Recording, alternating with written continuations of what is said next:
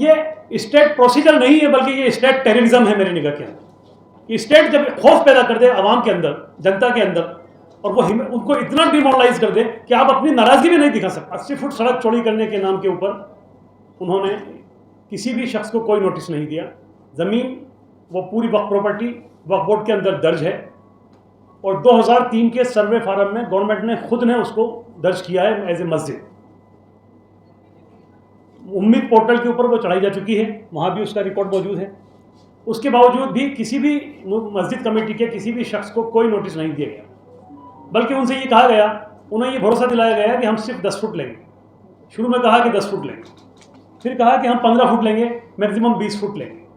और वो कम पढ़े लिखे लोग, भोले भाले लोग इस उम्मीद में, इस भरोसे में कि हाँ ये जो कुछ कह रहे हैं वो हो सकता है कि मस्जिद हमारी बच जाए, और वो इसको सिलसिले को आगे लगातार करते रहे। फ्राइडे की शाम को मगरिब की नमाज के बाद 7:30 बजे नोटिस लेके एक तामील कुनिंदा वहाँ पहुँचता है। हम लोग वहीं बैठे हुए थे, क्योंकि फ्राइडे की शाम को जब पूरे शहर का नेट बंद कर दिया गया और पुलिस का ज़ाब्ता शहर में बढ़ने लगा, तो शहर के अंदर ये खबर आई कि कुछ गड़बड़ है और ये किस लिए किया जा रहा है। तो हम लोग वहाँ पहुँचे, मस्जिद के अंदर मौजूद थे। हमारी मौजूदगी के अंदर तामील कुनिंदा एक नोटिस लेके पहुँचा। 7:30 बजे मगरिब की नमाज हो चुकी थी, और अगले दिन सैटरडे संडे था, छुट्टी थी, और मंडे को सुबह 5 बजे इन्होंने उसको डेमोलिश करना शुरू किया। असल में आप जयपुर के बारे में तमाम चीज़ें आप सुन चुके हैं। जयपुर के अंदर नंदपुरी एक कॉलोनी के अंदर नूरानी मस्जिद है, और ये इलाका जयपुर शहर की 4 दीवारी से तकरीबन 15 किलोमीटर दूर है। वहाँ बहुत ज़्यादा मुस्लिम आबादी नहीं है, क्योंकि हाउसिंग बोर्ड की कॉलोनी की बॉर्डर्स के ऊपर ये मस्जिद बनी हुई है। और नंदपुरी इलाका जो है, वहाँ से रेलवे ट्रैक निकल रहा है। रेलवे ट्रैक के बराबर में 30 फुट की सड़क है, और ये मस्जिद 1981 में तामीर की गई थी। उस वक्त 30 फुट की ही सड़क थी, कोई मास्टर प्लान वहाँ पर नहीं था। उसके बाद में वो मस्जिद आहिस्ता आहिस्ता तामीर होती रही, और आज की तारीख में जिस दिन वो डेमोलिश की गई, उस दिन वो 3 मंजिला मस्जिद थी। उसमें तकरीबन, क्योंकि उस पूरे इलाके के अंदर, पूरे हाउसिंग बोर्ड के इलाके में अगर आप रेडियस देखें तो 7-8 किलोमीटर का इलाका ऐसा है जिसमें वो अकेली एक मस्जिद थी। तो राहगीर भी, आसपास से गुजरने वाले भी, वहाँ आसपास के जगतपुरा के रेलवे स्टेशन के लोग भी, सभी लोग नमाज अदा करने वहाँ आते थे। इस मस्जिद को डेवलपमेंट के नाम के ऊपर कि साहब इसकी हम सड़क को 80 फुट चौड़ा करेंगे। 80 फुट सड़क चौड़ी करने के ऊपर भी उसका मैक्सिमम 20 फुट एरिया उसके अंदर जा रहा था।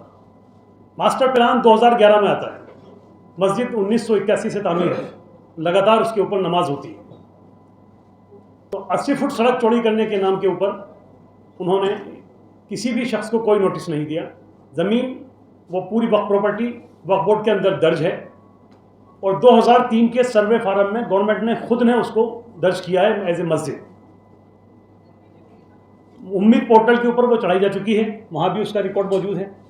उसके बावजूद भी किसी भी मस्जिद कमेटी के किसी भी शख्स को कोई नोटिस नहीं दिया गया, बल्कि उनसे ये कहा गया, उन्हें ये भरोसा दिलाया गया कि हम सिर्फ 10 फुट लेंगे। शुरू में कहा कि 10 फुट लेंगे, फिर कहा कि हम 15 फुट लेंगे, मैक्सिमम 20 फुट लेंगे। और वो कम पढ़े लिखे लोग, भोले भाले लोग इस उम्मीद में, इस भरोसे में कि हाँ ये जो कुछ कह रहे हैं वो हो सकता है कि मस्जिद हमारी बच जाए, और वो इसको सिलसिले को आगे लगातार करते रहे। फ्राइडे की शाम को मगरिब की नमाज के बाद 7:30 बजे नोटिस लेके एक तामील कुनिंदा वहाँ पहुँचता है। हम लोग वहीं बैठे हुए थे, क्योंकि फ्राइडे की शाम को जब पूरे शहर का नेट बंद कर दिया गया और पुलिस का ज़ाब्ता शहर में बढ़ने लगा, तो शहर के अंदर ये खबर आई कि कुछ गड़बड़ है और ये किस लिए किया जा रहा है। तो हम लोग वहाँ पहुँचे, मस्जिद के अंदर मौजूद थे। हमारी मौजूदगी के अंदर तामील कुनिंदा एक नोटिस लेके पहुँचा। 7:30 बजे मगरिब की नमाज हो चुकी थी, और अगले दिन सैटरडे संडे था, छुट्टी थी, और मंडे को सुबह 5 बजे इन्होंने उसको डेमोलिश करना शुरू किया। शहर से कोई भी रिएक्ट ना हो, इसलिए पूरे शहर में तकरीबन 20,000 के आसपास पुलिस फोर्स और टास्क फोर्स लगाई। वो इलाके जहां से मुस्लिम निकल सकते थे या अपनी नाराजगी जाहिर कर सकते थे, उन तमाम इलाकों को सील किया गया। जिस जगह पर मस्जिद थी उसके रेडियस को, 4 किलोमीटर के रेडियस को सील किया गया। किसी भी किस्म के आदमी को वहां एंट्री नहीं दी। आसपास के इलाके की छतों के ऊपर ड्रोन घुमाए गए, छतों के ऊपर भी पुलिस के आदमी को खड़ा किया गया कि कोई तस्वीर नहीं खींचे। तो ये स्टेट प्रोसीजर नहीं है, बल्कि ये स्टेट टेररिज्म है मेरी निगाह के अंदर। स्टेट जब खौफ पैदा कर दे आवाम के अंदर, जनता के अंदर, और वो उनको इतना डिमोरलाइज कर दे कि आप अपनी नाराजगी भी नहीं दिखा सकते। जबकि इस सिलसिले के अंदर एक मुकदमा वक्फ ट्रिब्यूनल के अंदर पेश किया जा चुका था और वहां से नोटिस जारी हो गए थे, और जैसे ही नोटिस की तामील हुई 10 तारीख उसके अंदर फिक्स थी और उन्होंने 8 तारीख को उसको डेमोलिश कर दिया। तामील होते ही अगले ही दिन सुबह 5 बजे पूरी फोर्स लगा के उसको डेमोलिश कर दिया और पूरी मुकम्मल डेमोलिश कर दी। कोई नोटिस नहीं दिया गया, जबकि बाकायदा खरीद शुदा प्रॉपर्टी है, उसके ऊपर वक्फ बोर्ड में दर्ज है, उम्मीद पोर्टल पे दर्ज है, वक्फ 2003 के वक्फ सर्वे के अंदर जो गवर्नमेंट खुद कराती है उसमें भी वो दर्ज है। इससे ज़्यादा क्या डॉक्यूमेंटेशन चाहिए गवर्नमेंट? अब अगर आपको नेशनल इंटरेस्ट के अंदर कोई काम करना ही था तो आप जो तरीका है उस तरीके से आते, आप कंपनसेशन की बात करते, आप लोगों से सेट की बात, आपने मतलब पूरा इंतजाम इस बात का किया कि कोई आदमी लीगल प्रोसीजर एडॉप्ट नहीं कर रहे। ये तो इंतहाई तकलीफ की बात है। फिर हम किस कानून की बात करते हैं? हमारा संविधान कहाँ चला गया? लीगल प्रोसीजर कहाँ चला गया? सुप्रीम कोर्ट ने जो ऑर्डर पास किया, क्या 15 दिन का नोटिस दोगे? नोटिस देके सुनवाई करोगे, सुनवाई करने के बाद में जो फैसला आता है उसकी भी अपील करने का टाइम दोगे और फिर कोई कार्रवाई करोगे। और इस ऑर्डर को दिखाकर हम विजयनगर के अंदर भी अभी कुछ दिनों पहले 2 साल पहले राजस्थान के विजयनगर के अंदर एक कम्युनल इशू बना और उसके ऊपर इन्होंने 5 मस्जिदों को और 4 मकानों को और कब्रिस्तान को नोटिस दिया। तो हमने गवई साहब के इस ऑर्डर को दिखा के हाई कोर्ट में 5 रिटें लगाई, वहाँ से हमने स्टे करा लिया था। तो गवर्नमेंट जानती थी इस बात को कि अगर लीगल प्रोसीजर में एडॉप्ट किया गया या लीगल प्रोसीजर एडॉप्ट करने का मौका दिया गया तो स्टे हो जाएगा। तो कोई मतलब ये क्या मतलब आप क्या तरीका है कि आप नोटिस पे डेट डालते हैं 11 तारीख की, उसकी सर्विस कराते हैं 16 तारीख को और डेमोलिश कर देते हैं 18 तारीख को। तो ये तो well pre planned organize system है पूरा का पूरा। अभी बाड़मेर के बारे में आगे मेरे साथी बताएंगे, मैं उसका थोड़ा सा हिंट टच करता हूं आपको कि बाड़मेर में आपने कहा कि बीएसएफ की सिक्योरिटी पोर्टल की परमिशन देनी, तो वहां पर आप टारगेट क्यों कर रहे हैं? सिर्फ एक ही कम्युनिटी के लोगों को क्यों कर रहे हैं? और भी गांव हैं, और भी लोग हैं, और भी मजहब की इबादत गाह हैं, आप किसी को टच नहीं कर रहे हैं। तो ये तो बहुत सोच समझ के प्लान करके ऑर्गेनाइज तरीके से पर्टिकुलरली मुस्लिम्स के खिलाफ किया जाने वाला एक काम है। और ये सिर्फ वो काम ही नहीं कर रहे हैं बल्कि पूरी आप कहिए कि पूरी कम्युनिटी को डिमोरलाइज करने की कोशिश की जाए। तो हम तमाम साथियों से, स्पेशली मीडिया से, हम उम्मीद करते हैं कि मीडिया देश का फोर्थ पिलर है और मीडिया मेरी निगाह में तो मीडिया का आप कहिए कि मीडिया की शुरुआत भी इसीलिए हुई थी कि जो कुछ सरकार जुल्म कर रही है वो सबके सामने आना चाहिए। जो पब्लिक के लिए जो सरकारी फैसिलिटीज़ हैं वो पब्लिक के सामने आनी चाहिए। तो हम आप सब साहिबान से उम्मीद करते हैं कि इन चीज़ों को लेके आएँ कि मुल्क ऐसे नहीं चला करते।